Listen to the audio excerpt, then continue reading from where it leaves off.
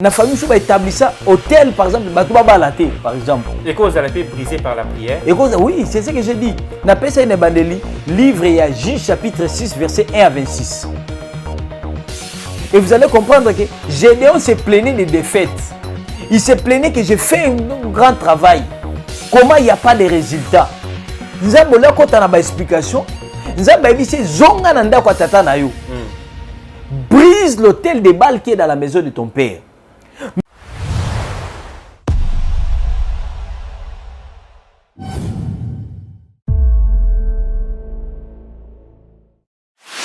En réalité, Satan a sepelé la première se abisso passé. Il y a un parlement bandoki, il y a des occultistes, il votaka makambe contre biso. Mikolo to tini la bango corona batomol maboko. Qui sont pour on est sur batomol. Mikolo ndeza bo faut tini la bon fièvre jaune. Qui sont pour bako. Donc ba votaka ba loi moko démoniaque.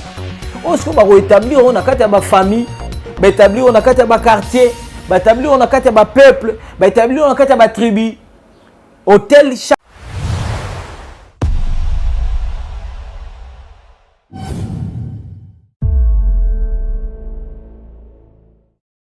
aboti pe mwana yo mo sebi ko bali mobali zo ko mutana za jibor to ne filim et bako tanga pe classe mwana bimineti mwana tangi pe classe akomi pe mutu avandi akomi pe professeur akomi pe magistrat akomi pe docteur mais azana partie démoniaque katina yi et ta ou place les ok azo semer et le semence de wana. Semence de déjà hôtel mobima. Hôtel déjà piste neti, il y a décollage, il y a atterrissage, il y a sacrifice au bapé sur la divinité. OK. Les années abundisa kanzambete batelemela kanzambete Yesu Masia yende mukuti ya abundisa kanzambete batelemela kapete Yesu. Nous vous saluons de partout où vous nous suivez, mesdames, mesdemoiselles et messieurs. Bienvenue dans ce nouveau numéro de votre émission chrétienne qui a pour objectif de promouvoir l'épanouissement chrétien de la part de tous les croyants, de la part de toutes personnes qui veulent entendre le nom de Jésus. Mesdemoiselles et messieurs, nous allons parler aujourd'hui du mystère des autels. Pour cela, je vais recevoir le prophète Hervé Yombo, qui est déjà ici avec moi. Je lui dis bonjour et bienvenue. Bonjour papa. Bonizoto. Non, ça va par la grâce de Dieu. Alors, Tozo Lobela, mystère des hôtels. Pourquoi ce choix? Parce que ils ont batebele bazalakanamwa ambiguïté, zone d'ombre sur la compréhension. Il y a expression wana. Mais j'aimerais avant tout to les kanamwa lo sambo pour notre quota en détail. OK. Seigneur Jésus, il est écrit sans toi nous ne pouvons rien faire. Nous avons besoin de toi, Seigneur. Fais-nous grâce afin que nous puissions comprendre le mystère du royaume au nom de Jésus. Amen. Amen. C'est le nom de Jésus qui est la clé qui ouvre toutes les portes. Quel que soit le problème ou Yozanango, il faut toujours se confier na combo ya Jésus-Christ, ya Nazareth. Voilà pourquoi on a voulu commencer cet entretien avec la prière. Yo pe bisika ozali, quel que soit likam oyo ozanango avant obanda, il faut que tu aies toujours un zambé na liboso ya makambo nyonso. Sans toutefois tarder, tokokota directement na thématique ya mokola lelo tozo lobela mystère des hôtels. OK. Prophète Hervé Yombo, maloba eza mboka yo nini koyi ko pesa comme argument, comme explication par rapport à la thématique wana. Gloire à Dieu. Mystère et hôtel parce que l'hôtel est un centre, est un socle, il y a culte. Et quand il y a un hôtel, c'est qu'il y a un culte. Le culte, c'est tourner tout autour d'eux, par définition. On tourne tout autour d'eux, tout autour des dieux, tout autour d'un esprit démoniaque, tout autour. Et c'est comme ça que vous allez voir que tout ce qu'il y a chez Dieu, il y a aussi c'est l'ennemi qui est un usurpateur, toi, un tricheur.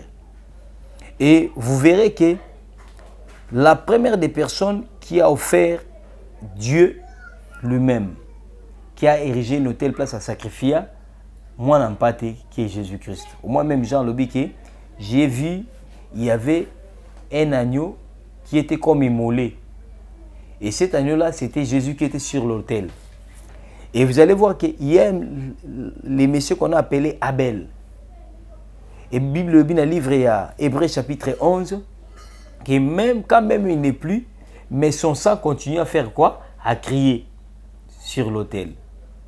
Et vous allez voir que écriture est quel sous dans livre à Juge chapitre 6, les versets 1 à 26, pour ceux qui lisent, vous remarquerez que dans le passage, il y a un phénomène de puissance sur l'autel. Pourquoi? Parce que vous remarquerez que tout le monde c'est ignorance. Et l'ignorance, c'est la mort. Parce que quand vous n'avez pas la connaissance, l'ignorance amène tout droit vers le gouffre ou tout droit vers la mort. Par exemple, vous verrez que il y a un monsieur qu'on a appelé Gédéon. Vaillant héros, le Seigneur est avec toi. Nous avons habité, tu es devenu vaillant héros. Et quand Dieu le visite dans Juge chapitre 6, nous avons habité, vaillant héros, le Seigneur est avec toi. Quand l'ange lui parle. Donc, malgré que Babandeko yi babango, il était vaillant. Mais vaillance n'est pas monanate. Vigueur n'est pas monanate. Triomphe est. Et il serait choqué. Ah oui, mais tu m'appelles vaillant héros. Le Seigneur est avec nous. Mais pourquoi tous ces douleurs, toutes ces souffrances? Madianite. Tous les esclaves assujettis par Madianite. Nous avons une explication milaï. Après ces orientations. Et c'est pourquoi on dit que dans la vie spirituelle, les orientations sont très importantes. Parce que quand il y a des orientations, tu peux déboucher au résultat. Sans pour autant, des fois, aux hommes tout passe. Deux fois 4, et ça dit combien? Il peut être embrouillé. Mais ce qu'on a dit, 2 fois 4, aux Zukara, et nani, babombo, mi balé, multiplié 4 fois. Aux hommes 4 fois. On comprendre facilement. Si on tourne 2 fois 4, des fois qu'on a l'embrouillé, après ces réponses, c'est un côté. Ce n'est pas Kazazoba. Donc il faut qu'il y ait sur le plan pratique, des orientations à rendre bon. L'orientation spirituelle nous amène à vivre des victoires. Et on comprend maintenant la force ou le mystère des hôtels. Chaque famille sur la terre est un hôtel. Chaque tribu est un hôtel. Très bien. Chaque pays est un hôtel. Très bien. Au monde, par exemple, pendant que la place des martyrs à Pentecôte, c'est un hôtel. Place de sacrifier, de politiciens, de pandaka, na pongabi. C'est un hôtel. Il y a une place, il y a banini, il y a des martyrs et indépendants. Il y a indépendance. Mais pour tout quelqu'un en anglais, on a prophète Hervé. Tozo le bela mystère des hôtels, mystère tozo de part et d'autre, mystère des hôtels, ainsi de suite. Il faudrait maintenant qu'on éclaircir na bandeko baolanda biso. D'abord le mot hôtel, et puis pourquoi mystère? Oui, les mystères parce que ils ont révélé à certaines personnes, caché à plusieurs personnes. C'est pourquoi on appelle ça mystère des hôtels. Tu vois un peu, on appelle ça mystère parce que ils ont révélé la bâtonnière sauté. C'est pourquoi on dit les cambos ont mystère, les cambos ont complexe, les cambos ont compliqué, parce que ils ont ouvert la bâtonnière sauté. Les cambos ont mystique, loge mystique par exemple. Ce n'est pas accessible à tout le monde sauf les initiés. Okay. Vous comprenez un peu? Et c'est ainsi que on appelle ça mystère. Parce que même Christ a dit sabato bino pour na ba misusu et pesa makabayo kama lobu bozoka na parabole. Ezala ba mystère pour na bango. Bayo kama ba comprendre facilement te. Mais bino pesi ngolo pesa mais pour que bo comprendre facilement makamwanzambe natina na bino. Alors, tant on lobby que quand je parle de l'hôtel, chaque famille est un hôtel, chaque pays, chaque tribu est un hôtel nango. Et là, on y vraiment au exprimer. Nanina a expliqué parce que le monde que nous vivons est un monde lui de Tobandi en côté. Vous allez voir qu'à un certain moment, Bible lobby, les fils de Dieu, toba ange. Ba monaïke, bana batu ba komaki malamu koleka. Ba kiti ba luli bana batu ba boti na bango bana. Et ba boti na bango bana et ba bandi ko sala ba dégâts na sia moyo to bengi ba géant. Na livre Genèse Bible lobby ke Nzamba bina ya kotala makambo ba obisanga sur batu ba osala sia moyi. Nzamba abomi batu na mai, abomi batu na moyi to. Mais esprit kufa raté. Où sont partis ces enfants-là? O ba botaki bana batu na ba esprit bazaki ba ange déchu. Nde bazo vivre kati na biso lelo. Nde ozo mona ke baza ba jibor, baza ba Néphilim, ainsi de suite. Ba jibor na ba Néphilim.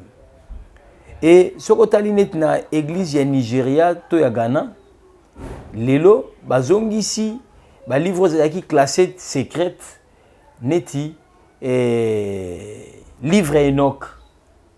Bazongi sur la Bible siko bato baza na Nigeria ba ebi et na ba ni ba publication actuelle ba insérant bazongi sur neti ba Maccabée, ba Tobi ainsi de suite.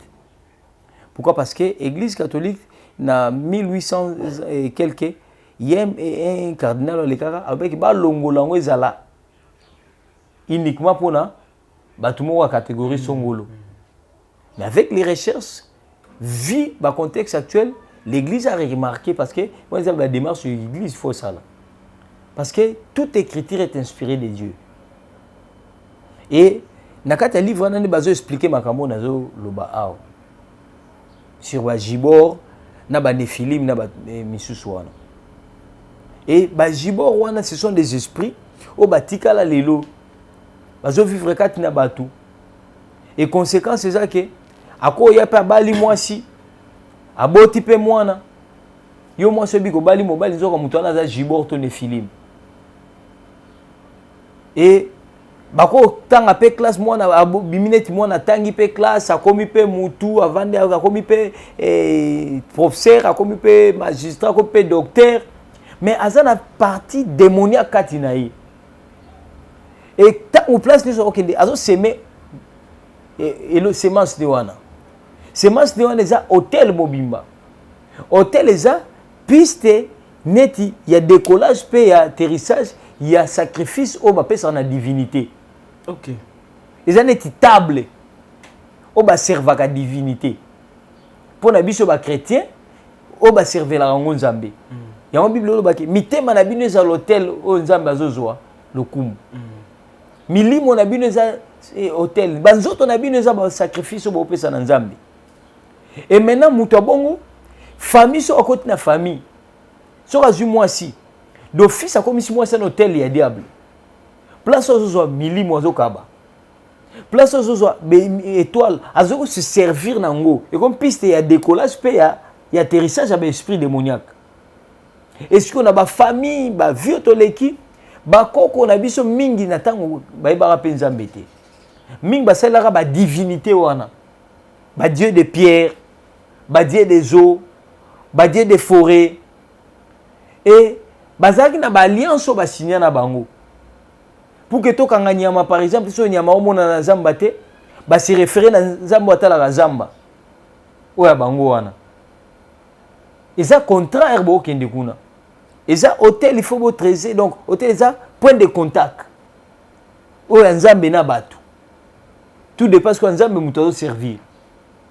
Et alors nzambe na biso na sunga biso to kota na zamba to kende obomba banyama tindi biso banyama bakepe na ndena ba courage na ba bombi pe banyama mais bon ba kufit bana ba baye balakise ba nzela na mutu alandaka nzelo balakisa yi to tanga histoire ya Romulus to mona po anini ke abotama na banyama akomo lobakaka munoko banyama parce que même moi na ndoza boy soki mwana abotami na couple ya batu mibalo baza baba to ba bato balobaka te ba miwe ba sur miwe souvent basala ni neti biso souvent bazwaka mwana ana Bâtir place il y a place bato balobaka parce que y a ça sur miwete il faut apprendre koloba pas bato balobaka donc mwana ceux qui avandi place batambola raté batambola 4 pattes il est pas tambola 4 pattes quand même à cause d'un membre nyonso sont actifs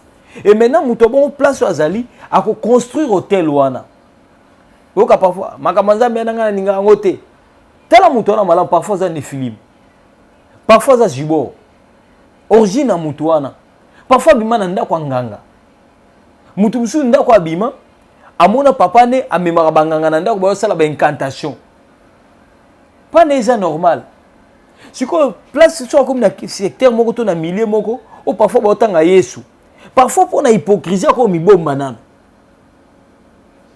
vous comprenez abombi nanu avandi ti mais obando boka ka ba pic obando boka ka ba pic amakamanza bango biso ndima na biso ngo te apani zaka il faut bondela ta mulai apani basenga ka eloko boyi apani alors yo siko innocent que tu es ignorant aussi que tu es parfois comment yamba ba biloko wana nzoka ya osalela ba hôtel yi abimela nango et maintenant il faut accroître batunakati égarément wana. Alors prophète en résumé, au lobby qui non hôtel et lieu à rencontre entre Nzambe na divinité na humanité. Alors, est-ce que d'abord le concept ou soit le mot hôtel est biblique? Oui. Deuxièmement, différence entre hôtel ou tozo lobela awa na ba hôtel locaux la grand hôtel, Béatrice hôtel, hôtel tozo lobela et komarana A U T E L. OK. A U T E L. OK. Et ça, hôtel, il y a point de contact, il y a divinité na ba humain. Hôtel, il y a séjour, il y a logement. Et kumara H-O-T-L-E. H-O-T-E-L. Voilà déjà biblique. H-O-T-E-L. Hôtel, il y a logement. Mais hôtel, il y a point de contact, il y a divinité na humain et kumamara A-U-T-E-L. Est-ce que tu as que hôtel ou tozo le bela awa ezo ekoiko signifier lieu il y a offrande. Mais quand on parle de l'hôtel, et sika oba on appelle cet exemple mon ami que Paul azolo ba plusieurs fois. Offrez vos cœurs comme des hôtels, comme des sacrifices à Dieu. Hôtel ezaka il faut tchamba mabanga tendeki na Bible ndo tchamba mabanga non et changer forme pour na kalabando tumba nyama ba tchenini lelo eza mitema pe ba acte na biso ya on a l'accès quand baba jibo mutu susu abimi na famille abotami peut-être papa nganga maman nganga mais malheureusement pour lui ou heureusement pour nae a se retrouver dans l'école yo collègue ne yepe collègue ne bosambela Yesu na soni wana à se retrouver dans le milieu bongo abando l'accepter que ya bima na famille bongo mais oyo ka na ba pic na ba maloba na ye au moins par exemple ba tu misus toza na bango ba musique profane auto neto benga musique profane des fois pour comprendre que ezara ming ba culte ba pesa ba divinité oyo ka na banzembo bandeko na biso na mingi ezara na ba blasphème yango mo des fois ba boya boye mbarango te non parce que bato baza bandoki to ba démon non mais simplement na kati ya ba composition na bango par rapport ya contrat muta signé na monde des ténèbres des fois ba repousser que asala ba blasphème na kati mutu akelami mutu mais des fois sengi ke akomane nyama donc ngolo ba kinzambo akelio asala ke rera okela mutu mais ce que era asala ngo na mélodie o aye na nini o aye moi sensualité na kati comme mutu azalaka plus émotif ake na kati ya nini ya mouvement wana au moins même que partant nango et parmi bana ya sokote na bana ya Noé na ba descendant et quoi c'est ba descendant ya Caïn vous verrez que moko kati na bango ba bengaye et papa ya bato basala la musique. Papa bato basala la musique. Vous allez voir que même na kati ya na loge maçonnique évoquera même yé. Évoquera même yé. Pourquoi? Parce que les mondes spirituels, ils ont là-bas, ils ont la réalité nango. Voilà une référence biblique. Hein? Oui. Vérifiez aussi à la maison par rapport, il y a passage biblique Oyo, prophète Hervé Yombo a communiqué tout à l'heure. Par exemple, vous allez voir que La référence biblique, au monde que Babi, dans Genèse chapitre 4, verset 17 na verset 22, Babi, Caïn connut sa femme, elle devint enceinte et accoucha de Enoch. Il bâtit ensuite une ville, il donna à cette ville le nom de son fils Enoch. Et Enoch naquit Irad, Irad engendra Mehuila, Mehuila engendra Methusela, et Methusela engendra Lémec. Lémec prit deux femmes, appela l'une Ada et la seconde Chila. Ada coucha de Yabal, c'est lui l'ancêtre des éleveurs, des nomades. Le nom de son frère était Yubal, c'est lui l'ancêtre de tous ceux qui jouent de la harpe et du chalumeau. Ba ba beta musique. Il y a un monde qui n'a pas loge mingi, bato ba kenda ba kei ke dindi na molili, à un certain moment ba evokarande esprit na kombo ya Yubalo. Alors, au kiti na vende babi, Chila de son côté accoucha de Tubal Caïn qui forge tous les outils de bronze, de fer. La sœur de Tubal Caïn était Nama. Il y a un moment même Tubal Caïn oyo bato ba kota na molili na ngambu ya franc-maçon ba évoquer Caïn na franc-maçonnerie. Tubal Caïn. Donc par rapport à art, même bato misusu oyo ba artiste misusu oyo ezaraki au lieu ça il a ba inspiration maël et tout au monde que ba ça même na ba architecture mingi ba s'inspirera naé ba inspirera bango. Donc bref, vous comprenez que donc chaque personne au hasard porteur et hôtel oyo azo dépendre nango ako exhiber yango partout azali. Et nous mona que ba musu ba bino biso nde ba pa biso to tumbaka soso et mutu na sema ko likolo avant par exemple et chaque bonne année to sali ba cérémonie. C'est un hôtel. Au mona que ba misusu ba lobi yango te peut-être au fil des siècles et des années et les cas ba ndo sala ba kufa. Mais ba pratique wana malgré que ba sala ngote eza hôtel etikala. Eza système oyo ya reconnaissance démoniaque. En conséquence, ce que les esprits, quand ils viennent, il y a le monde de donner et de recevoir. Nous, on a que hôtel, l'hôtel à maladie. La famille a la même maladie. C'est un hôtel. On va instituer, on va établir ça. La famille par exemple, on a 18 ans par exemple. Donc ça aussi, c'est un hôtel. C'est un hôtel. Okay. Et ça, système où déjà batik et vendi. Au moins que mutuaza na poto na mutuaza na Kinshasa babela la même maladie. Il y a kuna za na ba conditions sanitaires mieux que ya awa, mais babela a toujours la même maladie ba membre famille wana. Parce que ils ont mode de reconnaissance fil conducteur wana zo kamba bango. Donc quelque part to ko loba un hôtel eza loko la moi constitution ya libota moko bo. Constitution karaté eza nini et point de contact. Il y a divinité na batu. Parce que quand toi tu es malade, qu'est-ce que Dieu gagne? Il ne gagne rien. Mais quand vous êtes malade, bateau batia système wana. En réalité, Satan a sepelana, ne se peut ça abiso passi. Il y a un monde ba parlement bandoki, ya ba occultiste, ba votaka makamabe contre biso. Mikolo to tini la ba corona bato mol maboko. Qui sont pour ba on est bato mol. Mikolo déjà ba faut to tini la ba fièvre jaune. Qui sont pour ba. Donc ba votaka ba loi moko démoniaque.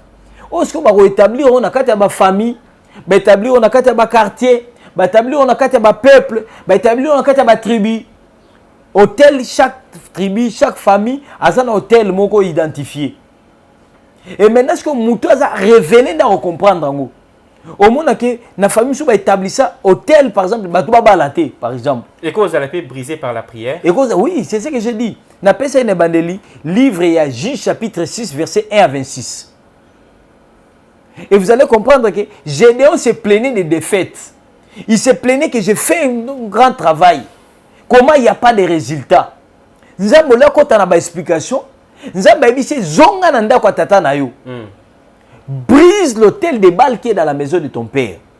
Mais quand le père a établi l'autel dans la maison, il a été que ça source à la défaite. Tout ça la culte pour la balle. Ceux qui battent au bando c'est la balle parce que bazali na ba résultat peut ba retomber à balle. Tout à fait. Bible la kisi biso na kati ya ba recherche, vous trouvez que balle est capable ono qui s'appelle Mboula. Mais balle est capable ya roko isa moto te. Yango na Eli akena ba na Mont Carmel. Abi non. Nzamba so les a ko isa moto. Parce que Satan n'a pas hôtel, il a un arrangement, il a un esprit na bateau. Mais notre Dieu, il est illimité. Je vais expliquer même que Bala est capable de faire sa fertilité dans Babylone. Non, mon amour, na famille, na bon bassin là kisi. Au condamné pour na bango, grâce à mon lili wana nde bazo ba diplôme. Grâce à mon lili nde bana ba basi babala mabala malam. Grâce à mon lili nde bana ba bazana ba position. Vous êtes David Copperfield. Ce que c'est que Satan a mabé. Ce qui pour Satan a été banaté. Vous comprenez un peu? Ce que le plus grand problème, ce n'est pas ça. Bible le Bible, le vrai Dieu, c'est celui qui répond par les faits. Yangwana, j'ai toujours condamné les enfants de Dieu. Oh, bah, y'a ressemble la poisse libala. Quand même, c'est important pour Nabiso. J'ai toujours condamné les enfants de Dieu. Oh, vie chrétienne, ne vendit qu'à poise en mongo. J'ai toujours condamné les enfants de Dieu. Oh, il y a sambela qu'à poise en moussala. Et après moussala, ni ezanasima. Après libala, ni ezanasima. Après kobota, ni ezanasima. D'abord, vie chrétienne, to foi chrétienne, il faut vendre pour l'éternité. Pour ça, salir les anamités. Les salis. Et ça la socle la vie chrétienne. Bilone sont des gens qui matabisi. Et vous allez comprendre que les gens qui sont sans Effectivement. Moi, na Bill Gates, prière n'est pas la foi comme na mutuka. Ce qui foi chrétienne, c'est résumé na mituka. Tona bandako. Et il y a dans la Bible, il y a des salis en aucun nom si ce n'est que le nom de Jésus-Christ. Il est temps que Bananza va revenir dans la vivre chrétien na solo. Jésus-Christ a comme centre et agnoso. Ndr Jésus a comme motivation à ressembler là. Le Banza be pesanga musala au pesa. Parce que tu peux te retrouver dans les pays où bazo musala sangi ba sambela. So isko yo kindara prière to sambela ka pose musala. Les jours tu te retrouves dans un pays où bazo musala que sangi ba sambela. C'est ko sambela isouté. Ko sambela moi na nzambe faut la dialogue ya mutu na nzambe. Moment d'intimité. Moment d'intimité papa na mwana na ye. Na za créature yo ndo za créateur. Moment ya ko adorer peu ko tika rabomo na maboko nzambe. Parce que un jour je sais je mourrai. Tout à fait. Je dois préparer mon éternité. Lorsqu'on parle de la destruction des hôtels, qu'est-ce que vous comprenez par Quand on parle de la destruction des hôtels, cela revient à dire que nous venons démolir tout système que Dieu n'a pas établi dans les familles, dans les vies des gens. Ok. Net par exemple, la personne qui ba bango, ba katela bango ba mboula. Na pe ça exemple là souvent. J'ai connu une famille. Babala malamu. Babala basisa ba classe na basi na mibali. Bana na bango bakenda ba poto ba vandisa makambo. Neto lobaka. Mais basa na intelligence moko très avancée. À un certain moment, maman kuluta beli motema. Tokei maman l'équipe a beli motema na famille yango. Moi na moko pa beli motema. Mususu pa beli motema. Liboso za ya ba mikolo et comme okita. Ah, et comme muto est incapable de même téléphone. Nza basali grâce que na famille ba contacter ngai. Rapidement. Allez-y. Nza basaki ba contacter ngai. Ya ba contacter ngai na kati ya kobondela. Seigneur a bisinga bité. Problème oyo ezate coïncidence. To héréditaire de to mesana obenga. Mais eza problème oko spirituel, eza hôtel les va na famille. Hôtel ngo eza nini? Eza ke koko na bango ya 2 générations avant wana. Koko ya koko ya ba sœur wana. Azalaki na boyo kotanga tribu pour parfois ba bisu ba ozwango mabe pour ne pas léser d'autres personnes. Tribu na bango yobi ba o ba bima ba rejeto ya nzeta mbila. Ça c'est à combo tribu wana. Mais papa na bango koko na bango wana ba kendaka na nzeta mbila ba sali cérémonie. Abinga na besoin que ba koko na ngai na bana na ngai bazala bien. Babala mabala bien et tout et tout. Alors comme tu na ndenge ya vie normale à ko réussir ce qui spiritualité zate. Même ba Europe batongango na 2 à spiritualité. L'humain ne peut rien faire sans la dose de la spiritualité. Exactement. Et qu'est-ce qui se passe? Et ça là que bakei basali ba incantation azu pacte to contrat. Mais c'est bon, bakoko na bana nyonso bazalaka bien. Mais en contrepartie, c'est que toi tu dois faire, il faut oyebelo moko. Na asongolo ba wandobela maladie ya motema. Mais ba okufa te. Ba bala basima bala malamu ya mibali ba bazala stable sur le plan social na basi ba aussi ça ba peut bazala likolo. Koko andimi ne. Mwana na yo abotie. Ayebaki ayoko epeli sola ayebaki yango. Akomi pe koko aboti bana nde babali baboti bakopi bien babana pe baboti. Bana siko bana ya mwana wana ya koko wana nde ba malade ne ko se manifester 2 générations après. Et bandi na kati ya prière de Seigneur azo ko révéler ngango. Nde na tuni siko maman wa bande ko bela. Est-ce que bi koko no un tel? Oui, na ebié. Est-ce que bien tel? Ah, y a na ebié tabing papa bon. Ah, na ebisho. Voilà, maintenant prophète, to comme je chuté déjà, j'aimerais que au se résumer dans 2-3 mots par rapport à la thématique où tu as abordé, bande ko bako ko retenir. Au PSP numéro de téléphone rapidement. Et là bako retenir eza que l'hôtel c'est un lieu de contact entre les divins et l'humain. OK. Et de deux, tout hôtel que Dieu n'a pas construit, il faut les briser. Okay. Et puis il faut savoir comment les briser. Juge chapitre 6, verset 1 à 26. Okay. Et puis il y a beaucoup de références. Okay. Le temps qui nous est imparti a touché à sa fin. Que Dieu nous fasse grâce que prochainement, tout le monde expliquer en l'or et à large. Okay. Et c'est un système où ils allaient. Mais c'est un hôtel. Où Satananda au sepelana. Singa famille. Singa famille. OK. Mais c'est ça que ma maladie héréditaire. Ba mort ou bien même circonstance. Même si on perdre misala le lenge moko. Bref, c'est tellement vaste. Et pour ceux qui veulent nous contacter pour un enseignement approfondi par rapport à notre explication, ils peuvent nous contacter dans plus de 143 84 27 51 720. Plus de 143 84 27 51 720. Que Dieu vous bénisse. Merci beaucoup, prophète Hervé Yombo. Mesdames et messieurs, ce numéro a touché complètement à sa fin. Restez toujours branchés, beau s'abonner massivement, beau aimer et puis beau partager de telle manière que Bande Cognon se base en communion avec nous. D'ici là, portez-vous bien. Au revoir.